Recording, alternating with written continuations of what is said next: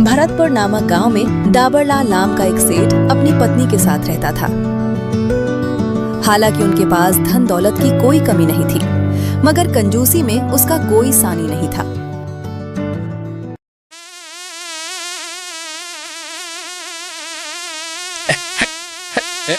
जा जा।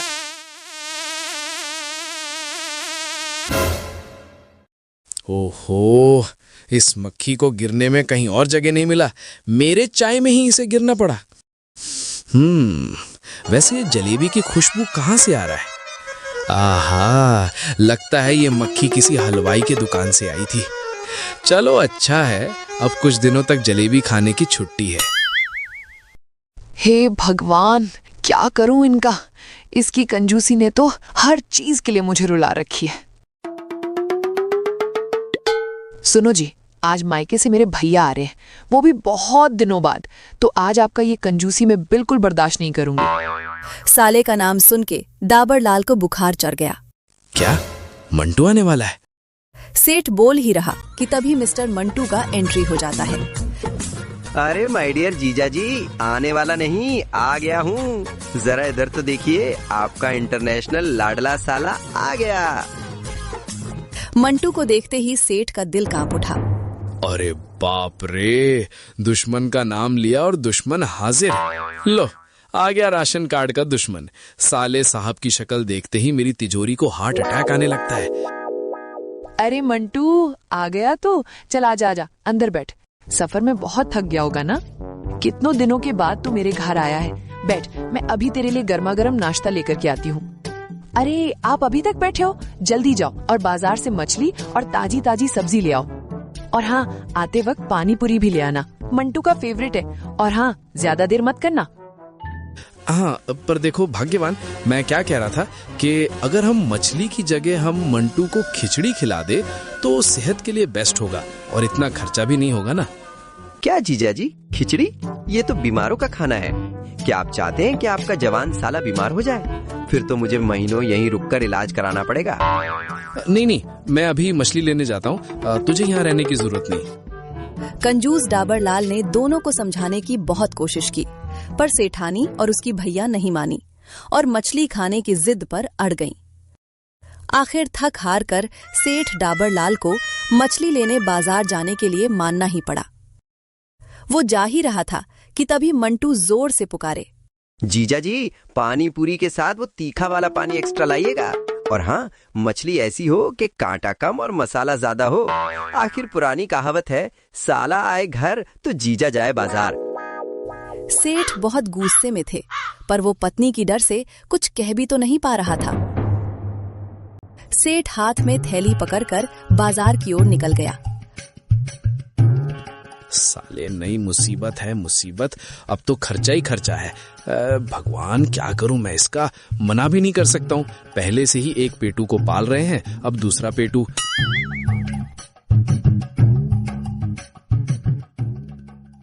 वो बाजार जाकर थैली भर भर कर सामान लेता रहा। अरे ओ बनवारी, जरा मिला लो तो भाई, लग रहा है शायद मैं कुछ भूल रहा हूँ। हाँ जरूर। अरे हाँ, तेल लेना तो भूल ही गया, जरा 3 रुपए का तेल भी दे दो भाई। क्या कहा आपने? 3 रुपए का तेल? हाँ भाई, 3 रुपए का तेल। ज्यादा तेल खाने से सेहत के लिए हानिकारक होता है। और देख, सरसों का ही देना, मिलावट मत करना, वरना पेट खराब हो जाता है। और हाँ, ऊपर जो ढक्कन पे लगा रह जाए उसे इंगली से पोंछकर डिब्बे में वापस कर देना। ठीक है सेठ जी, मेरा क्या, मैं तो आपको 3 रुपए का ही तेल देता हूँ। बाजार में उसे इतना सामान लेते देख लोग थम गए और आपस में कहने लगे, अरे देखो भाई देखो, ये कंजूस सेठ इतना सामान कभी नहीं खरीदता, तो फिर आज अचानक क्या हुआ? हाँ भाई, लगता है इस कंजूस को कोई लॉटरी लग गई है।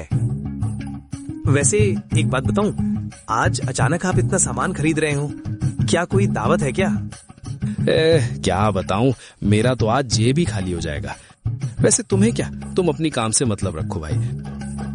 ये कहकर सेठ सारा सामान उठाया और मछली खरीदने के लिए जाने लगे।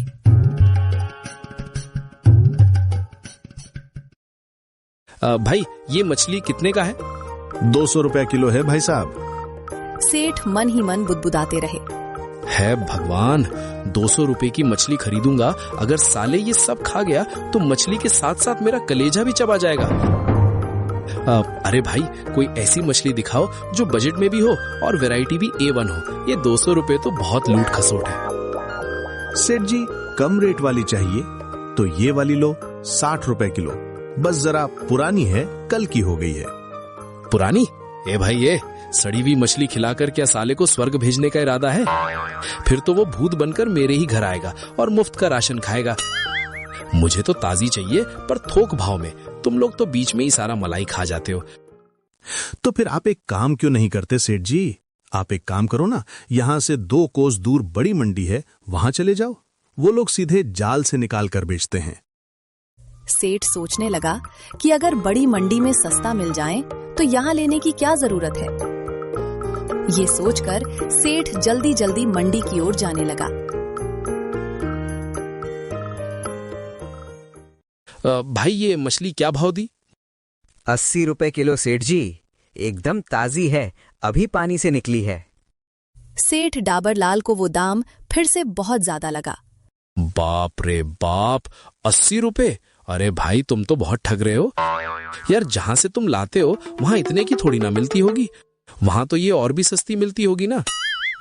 विक्रेता गुस्सा हो जाता है और कहता है, सेठ जी, हम कहीं से लाते नहीं हैं, सामने जो नदी बह रही है ना, वहां से पकड़ते हैं।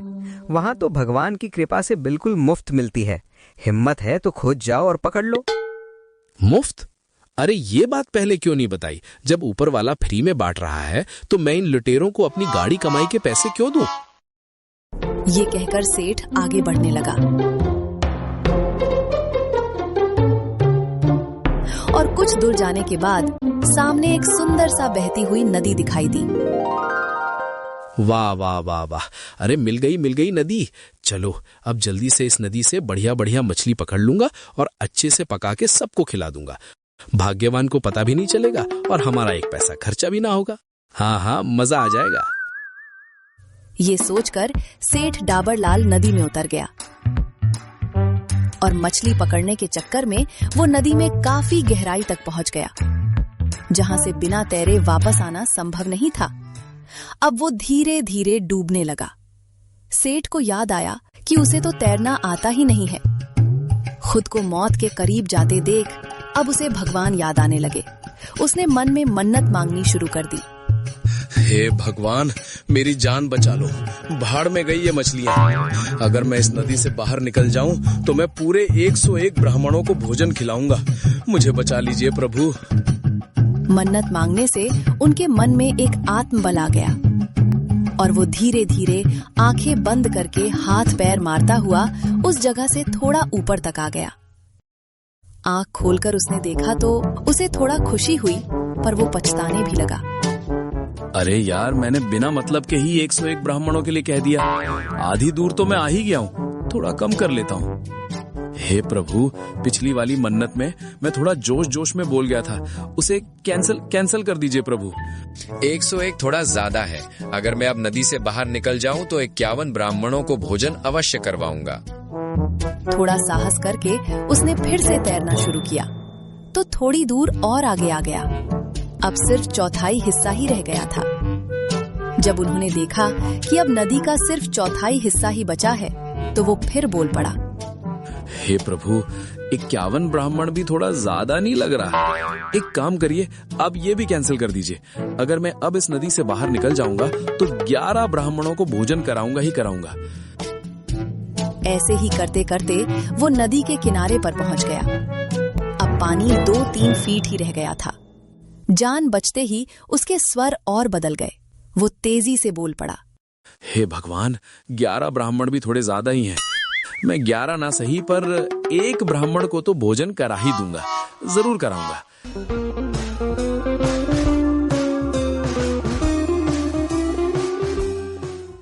वैसे मैं पानी से उठने वाला ही था। चलो, अब कह दिया है कि 1 ब्राह्मण को भोजन कराऊंगा तो कराना ही पड़ेगा ना, पर भोजन कराऊंगा कैसे? कहने को तो सेठ डाबरलाल ने कह दिया कि 1 ब्राह्मण को भोजन करा दूंगा, पर अपनी कंजूसी और पैसे बचाने के चक्कर में सेठ ऐसे ब्राह्मण की खोज में चल दिया जो बहुत कम खाता हो। कई जगह ढूंढने के बाद भी डाबर लाल को बहुत कम खाना खाने वाला ब्राह्मण कहीं नहीं मिला। वो ढूंढता रहा और कई लोगों से पूछने के बाद आखिरकार सेठ को एक ब्राह्मण मिल ही गया। सेठ उस ब्राह्मण के घर पहुंचा। पंडित जी, मेरा नाम सेठ डाबरलाल है। मैं पास के गांव भर में रहता हूँ। दरअसल मुझे एक ब्राह्मण को भोजन कराना है, इसीलिए आपके पास आया हूँ। ठीक है सेठ जी, मैं आ जाऊंगा आपके घर। सेठ ने बोल तो दिया, लेकिन उसके मन में एक बात संकोच उठता रहा। पंडित जी, वैसे आप पूरियां कितना खा लेते हैं? वो क्या है ना, पिछली बार जिस पंडित को मैंने भोजन करवाया था वो तो बहुत बड़ा पेटू निकला था। इतना सुनते ही ब्राह्मण समझ गया कि ये सेठ बहुत ही कंजूस है जो ऐसी बात पूछ रहा है। अब सेठ कंजूस था तो पंडित बहुत चालाक था। उसे सेठ के प्रश्न पर क्रोध तो आया, पर उसे बिना जाहिर किए वो तुरंत बोल पड़े। सेठ जी, मैं पेटू नहीं हूँ। मैं तो वो क्या बताऊं, मुश्किल से सिर्फ 2 पूरियां ही खा पाता हूँ। ये सुनकर सेठ की खुशी का कोई ठिकाना नहीं रहा। उसे लगा कि बस यही उचित ब्राह्मण है। तो ठीक है पंडित जी, आप मेरा निमंत्रण स्वीकार कीजिए। बस आप एक बात का ध्यान रखना कि मैं सुबह 9 बजे दुकान पे चला जाता हूँ, तो कल आप उससे पहले ही आकर भोजन ग्रहण कर लीजिएगा। पंडित राजी हो गया और सेठ भी प्रसन्न मन से अपने घर आ गया।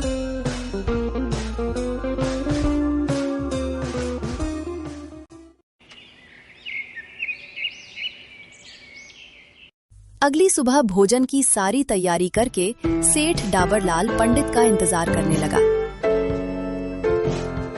देखते ही देखते 9 बज गए, परंतु पंडित जी घर नहीं आए और धीरे धीरे 10 भी बज गए।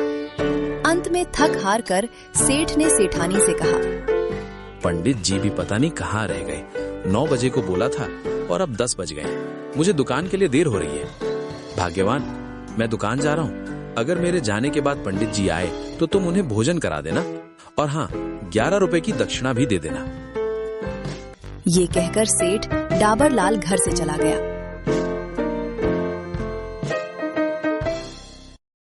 उसके जाने के कुछ देर बाद करीब 12 बजे पंडित जी घर पर आए।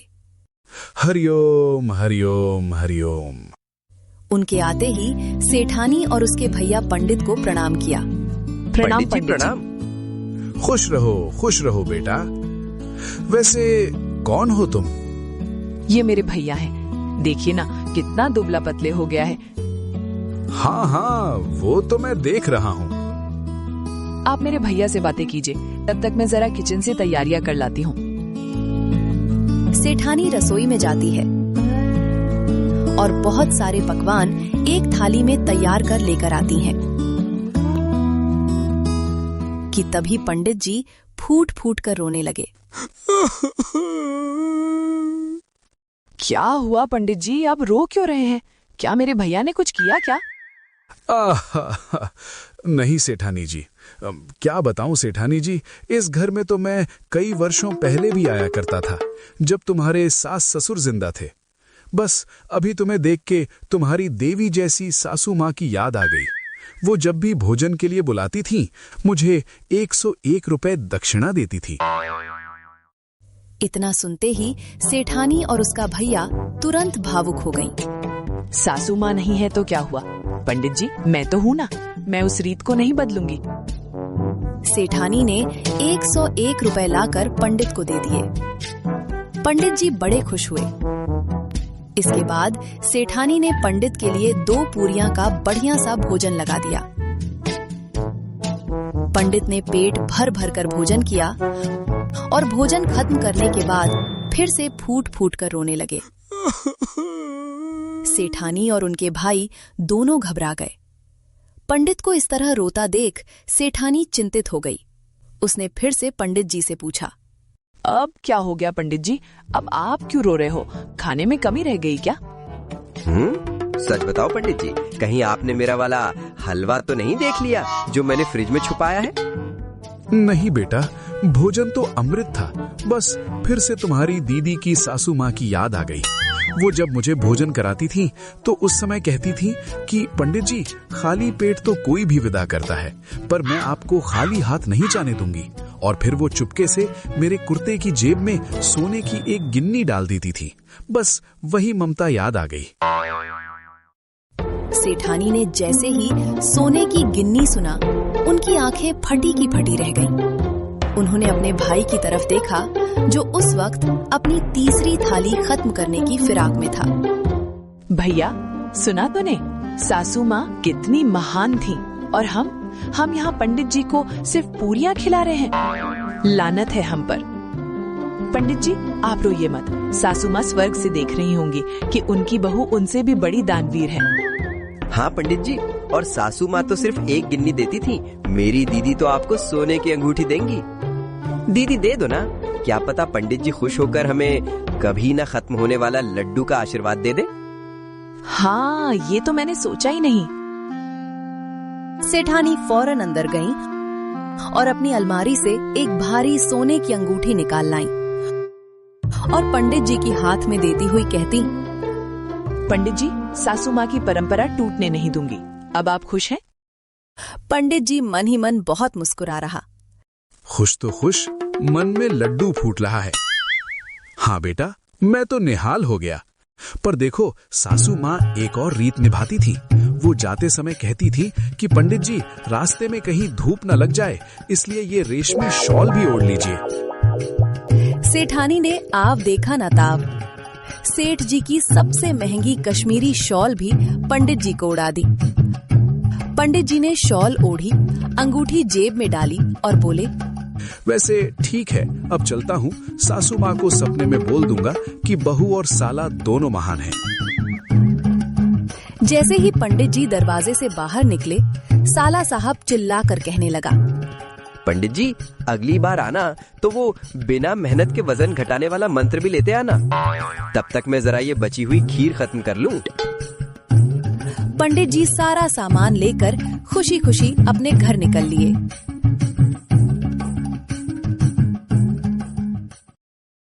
सेठ डाबरलाल लौटकर घर आया, तब उसने सेठानी से पूछा, अरे भाग्यवान, पंडित जी भोजन करने आए थे या नहीं? हाँ, पंडित जी आए थे और मैंने उन्हें भोजन भी बहुत अच्छे से करा दिया था, पर वो बार बार रोए जा रहे थे। बार बार रो रहे थे, पर वो क्यों? असल वो बता रहे थे कि सासू माँ के समय में भी वो हमारे घर भोजन पर आया करते थे, इसीलिए उनको बार बार सासू माँ की याद आ रही थी। लेकिन मैंने उन्हें सासू माँ की कोई कमी महसूस नहीं होने दी और उनका भोजन से लेकर दान दक्षिणा तक सब बहुत अच्छे से किया। ये सुनते ही सेठ डाबरलाल बुरी तरह से चौंक गया। दान दक्षिणा? अरे कैसी दान दक्षिणा? जब सेठानी ने पूरी राम कहानी बताई तो गुस्से से डाबरलाल का खून खोलने लगा। अरे ये तूने क्या कर दिया भाग्यवान? इतने में तो मैं पूरी दुनिया के पंडितों को खाना खिला देता। छोड़ूंगा नहीं मैं उस पंडित को, आज छोड़ूंगा नहीं। वो मुझे चूना लगाकर चला गया। हाँ, मजा आ गया। जीजा जी, थोड़ा पुलाव खाइए ना, बहुत स्वादिष्ट बना है। अरे खारे पेटुआ अच्छे से। सेठ ने तुरंत अपनी लाठी उठाई और पंडित के घर की तरफ चल दिया।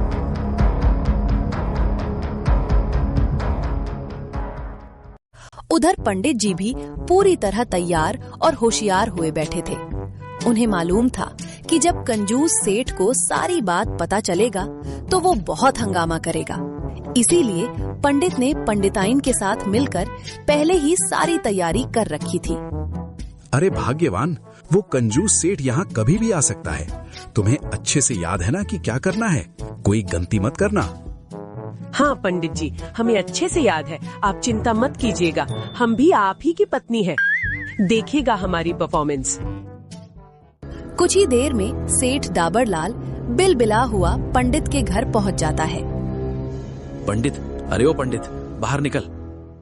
सेठ की आवाज सुनते ही पंडिताइन तुरंत पंडित को एक सफेद कपड़ा उड़ा देती है।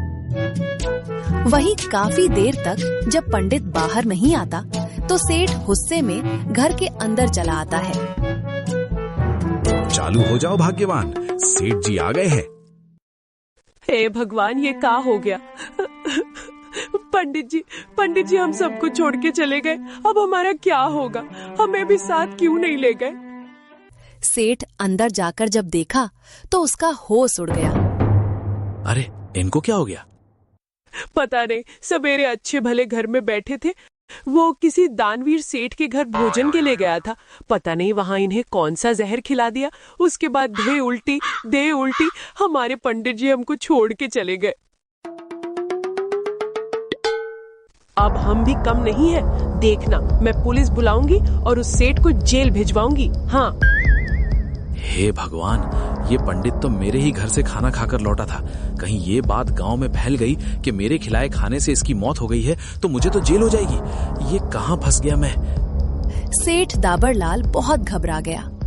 सेठ ने डर के मारे तुरंत अपनी जेब से 2000 रुपए निकाले और पंडिताइन को देते हुए कहा, ये लीजिए, ये कुछ रुपए हैं, आप इनसे पंडित जी का अंतिम संस्कार जल्दी करा लीजिए।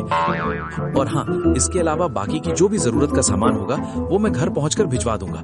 आप बिल्कुल भी परेशान मत होए। इतना कहकर डाबरलाल फौरन अपने घर की तरफ पतली गली पकड़कर निकल लेता है और घर पहुंचते ही डर के मारे उसके जान कांपने लगा। क्या हुआ? तुम इतनी घबराई हुई क्यों हो? सेठ ने अपनी पत्नी को पूरी बात बताई। क्या कह रहे हो आप? हाँ भाग्यवान, हाँ। और सुनो, ये बात तुम किसी को बताना मत, वरना मेरा सब इज्जत चला जाएगा। ठीक है, मैं किसी को नहीं बताऊंगी। ऐसे ही 2 महीने बीत जाते हैं। अब सेठ जी का दिया हुआ सारा राशन पानी खत्म हो गया। तब पंडित जी ने फिर से कोई तिगड़म लगाने को सोचा और एक दिन सुबह 9 बजे के बाद जब सेठ लाल अपनी दुकान के लिए निकल गया, तब पंडित जी अपने घर से सेठानी से मिलने सेठ के घर की तरफ चल दिए।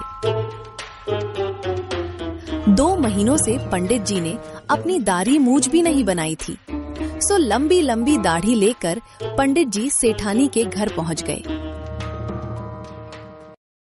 अब पंडित जी जितने चालाक, सेठानी उतनी ही मूर्ख। पंडित जी को देखते ही सेठानी तो डर गई। अरे भूत, पंडित जी का भूत, आप तो मर गए थे ना? डरिए मत सेठानी जी। हाँ सेठानी जी, मैं मर गया था और अभी मैं सीधा स्वर्ग से ही आ रहा हूँ। क्या है कि वहाँ कोई सैलून वगैरह नहीं है ना, तो यहाँ मैं अपनी दाढ़ी बनवाने आया हूँ। पंडित जी बहुत ही चालाक थे। उन्हें आसपास के लोगों से पता चला था कि सेठ जी की एक गुड़िया नाम की बेटी थी, जिसकी कई साल पहले स्वर्गवास हो गई थी। पंडित ने सेठानी से कहा, मुझे स्वर्ग में आपकी बेटी गुड़िया मिली थी। जब उसे पता चला कि मैं यहाँ आता जाता रहता हूँ तो वो फूट फूट कर रोने लगी और कह रही थी कि पंडित जी, आप मेरे घर पर भी चले जाना, मेरे माता पिता का हाल चाल ले आना और उन्हें मेरा समाचार भी दे देना, क्योंकि वे मुझे भूल गए हैं। तभी मैं आप लोगों को गुड़िया का समाचार देने आया हूँ। सब सुनकर सेठानी बहुत भावुक हो गई और पूछने लगी, क्या सच में? कैसी है मेरी बेटी गुड़िया? क्या बताऊं सेठानी जी, गुड़िया तो बहुत कमजोर हो गई है। वहाँ कोई बढ़िया इंतजाम नहीं है ना, फल फूल मेवा मिश्री कुछ नहीं मिलता। वहाँ अब मुझको ही देख लो, मेरी दाढ़ी कितनी बड़ी हो गई है, वहाँ कोई नाई तक नहीं है। तभी तो मैंने सोचा कि यहाँ आकर अपनी दाढ़ी भी बनवा लूंगा और गुड़िया की खुश खबर भी आपको दे दूंगा। हाँ, वैसे एक खुशखबरी है। क्या खुशखबरी? गुड़िया की शादी तय हो गई है और उसने तो मुझे ये भी बताया कि पंडित जी, अम्मा पिताजी से कह देना कि अगर कुछ दान गहना हो सके तो अपनी इस बेटी को देना। मैंने कहा कि हाँ हाँ क्यों नहीं, तुम्हारी अम्मा बहुत अच्छी है, वो तुम्हें कभी भूल ही नहीं सकती। अब सेठानी ने गुड़िया के लिए बढ़िया बढ़िया व्यंजन और बोरी भरकर राशन सामग्री पंडित को दे दी और पंडित जी वो सारा सामान लेकर अपने घर चले आए। तभी अचानक किसी काम से सेठ डाबरलाल घर आ पहुंचा और देखा कि सेठानी तो दरवाजे पर ही खड़ी है। अरे भाग्यवान, तुम यहाँ खड़ी क्यों हो? कोई आया था क्या? क्या है, स्वर्ग से पंडित जी आए थे। और आप जानते हैं, अपनी बेटी गुड़िया है ना, पंडित जी बता रहे थे कि उससे स्वर्ग में मिले थे। गुड़िया की शादी तय हो गई है। मैंने पंडित जी को कहा कि आप हमें भी गुड़िया से मिलवाई, तो उसने साफ साफ मना कर दिया। कहने लगे कि अगर गुड़िया हमसे मिलेंगी तो रोने लगेंगी और जिससे यमराज गुस्सा हो जाएगा। ये सब बातें सुनकर तो मानो सेठ को जैसे करंट ही लग गया। अरे बेवकूफ, कोई मरा हुआ इंसान कैसे आ सकता है? उस पंडित ने जो कहा तुम उसे सच मान लिया। अरे भगवान, कहीं वो तुमको ठग कर कुछ ले तो नहीं गया? नहीं, मैंने उन्हें कुछ खास तो नहीं दिया, बस गुड़िया के लिए मेरे सोने की हार और उसके होने वाले पति के लिए तुम्हारा सोने की चैन दिया है, और दहेज के नाम में 2 लाख रुपए और थोड़ा सा राशन दिया है। इसके अलावा तो मैंने अपनी बेटी को कुछ भी नहीं दिया।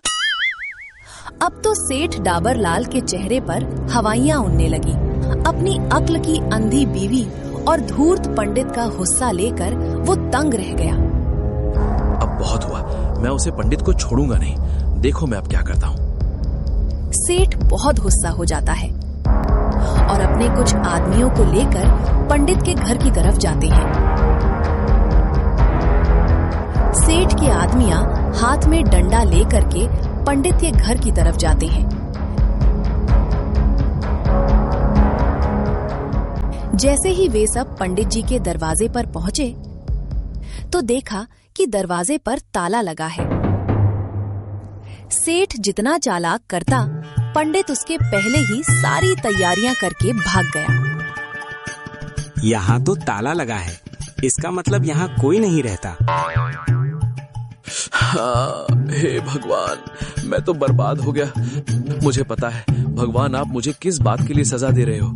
मैं अपने कंजूसी का त्याग दूंगा और आज के बाद मैं कभी भी कम खाने वाले पंडित को नहीं ढूंढूंगा। अब तो आप खुश? तो दोस्तों, आपको ये कहानी कैसी लगी? अगर अच्छी लगी तो लाइक और सब्सक्राइब जरूर करें और ऐसी ही मजेदार कहानियों के लिए इस चैनल को सब्सक्राइब करना बिल्कुल ना भूलें। तो मिलते हैं एक और अनोखी कहानी में।